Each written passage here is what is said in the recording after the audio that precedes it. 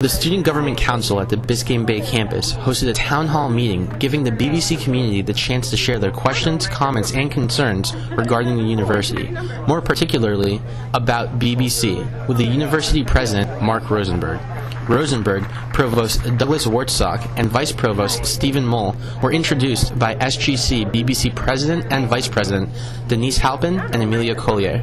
Rosenberg dove into business after congratulating the campus and its administration for improvements to academic programs and facilities that have occurred over the past 2 years, including the recent renovations to the Glenn Hubbard Library, the Chaplin School of Hospitality and Tourism Management's expansion of their teaching kitchen and fundraising, and plans that are in the works for converting the Mary Ann Wolfe Theater into a smart classroom.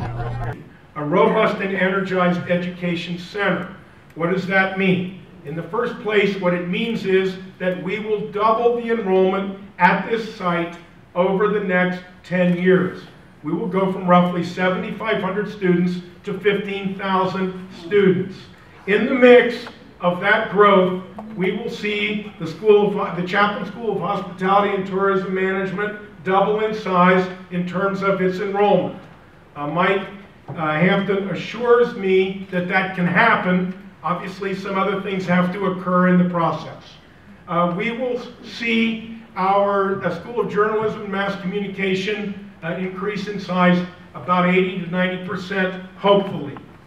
We will see our School of Environment, Arts, and Society increase in size in terms of enrollment about 500%. And then finally, at some point, I hope, to see within the next 10 years the possibility of a joint use facility with Miami-Dade College. So as you see, the world of possibility opens when you dream big, and now the hard work of figuring out a budget plan, of identifying a specific operational plan and work plan, it is up to us, many of us sitting in this room and others who aren't here today. However, as mentioned at the April 14th Strategic Plan Town Hall meeting, public safety and access to the campus are critical for its growth. Rosenberg acknowledged at this town hall that if a second entrance into BBC is not actualized, that he will place an enrollment cap on the 3 schools for the sake of preventing the overcrowding of the campus. Questions ranged from the expansion of course offerings at BBC, the hopeful growth of enrollment and structures, to the maintenance of invasive plant species. The other day I went over to the housing to do a presentation, and I thought the conditions, basically I wouldn't have wanted to live there, and I wouldn't allow my child to live there. I honestly think that it needs some sort of renovation. I understand that there's always housing being put up at the South Campus, but for some reason the Biscayne campus housing isn't being renovated, and I think that needs to be done. Housing is really out of date, and we are looking at not just renovation, but really replacement in the not too distant future. So what's the position the university will be taking in regards to online classes? Will there be expanding, creating start-to-finish programs that are completely online? Is there going to be a continuation of the fee per class as opposed to per semester? And in that sense, what the plans of the university are for online classes and online learning. Thank you.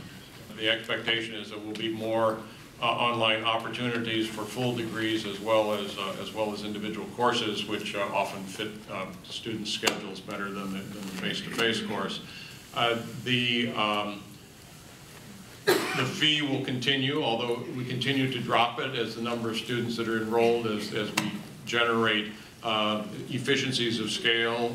It has gone from $2.99 at one time to $1.99, and now it's $1.74. And you know, this is not a idea of a way of adding additional revenue. It's just it's the necessity of meeting the costs that are associated with putting on an online course that is really a quality online course. I want to know, as far as the university is concerned, what are our steps we're taking as far as being more green friendly?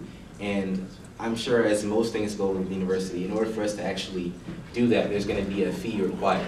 And what's the university's goal and their plans as far as moving forward with green technology and us being more energy efficient? So actually we're doing quite a bit in terms of sustainability. I think Bill can back me up on this on the first one. I think FIU currently is #1 in the state university system of Florida in energy efficiency, which is pretty impressive that we're doing that already. If we were average, we would be spending $21 million a year on energy.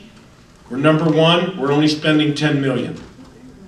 So that's an $11 million efficiency because we've paid attention to that. And that, the difference between first and second, when you look at the cost, is $1 million a year. The president mentioned the 11 to 12 million to the average.